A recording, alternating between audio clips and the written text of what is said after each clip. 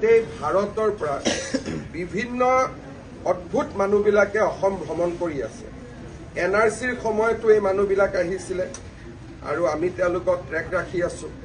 আজি আহিছে Irfan Ali engineer, Neha Darbane, advocate, Mumbai high court. কেৰালাৰ পৰা বহুত এনেকুৱা মানুহ আহি আছে।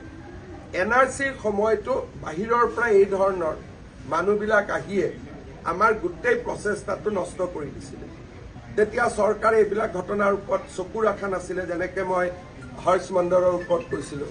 এইবাৰ প্ৰত্যেকজন ব্যক্তিৰ ওপৰতে আমি চকু ৰাখিছোঁ আৰু কোনোবাই এক কদম নিয়মতকৈ আগত গ'লে ইয়াতে এৰেষ্ট হ'ব।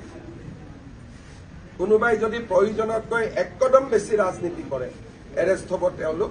কোনো মৌলবাদী ব্যক্তি সি লাগিলে কেৰালাৰ পৰা হওক, মুম্বাইৰ পৰা হওক, দিল্লীৰ পৰা হওক, অসমত প্ৰশ্ৰয় দিয়া নহয়। তেওঁলোক হৈছে মৌলবাদীৰ শক্তি, যোনে নেকি এই ঘটনাবিলাক ৰক্ষণাবেক্ষণ কৰে। NRCৰ সময়ত আপোনালোকে বা আমি গম নাপালো, তেওঁলোকে মই ইছলামউদ্দিন, মোৰ দেউতাৰ নাম ৰহিমউদ্দিন, হাইলাকান্দি ভোটাৰ লিষ্টৰ পৰা উলিয়াই লৈ আহিলে যে দেউতাৰ নাম ৰহিমউদ্দিন। এই ল'ৰাজনে ক'লে যে মোৰ দেউতা মাৰ মিলন হ'ল। আপোনালোকে বহুত নিউজ কৰিছিল যে পুতেক বাপেকৰ মিলন হ'ল। আপোনালোকে নিউজ কৰিছে যে 40 বছৰ পিছত দেউতাক মাকৰ পুতেক জীয়েকৰ মিলন হ'ল। এইবিলাক পুতেক জীয়েক নাছিলে।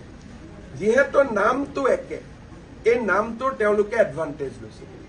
সেই কথাবিলাক আমিও সহজ সৰল মানুহ, এনেকুৱা যে কৰিবতো আমিও নাজানো। এতিয়া এই গোটেই ঘটনাবিলাক পোহৰলৈ আহিছে। যোৱা 5 বছৰত এনেকুৱা বহুত ঘটনা আমি গম পালো। আজি আমি সুপ্ৰিম কোৰ্টকো ক'ব ৰেডি হৈ আছো।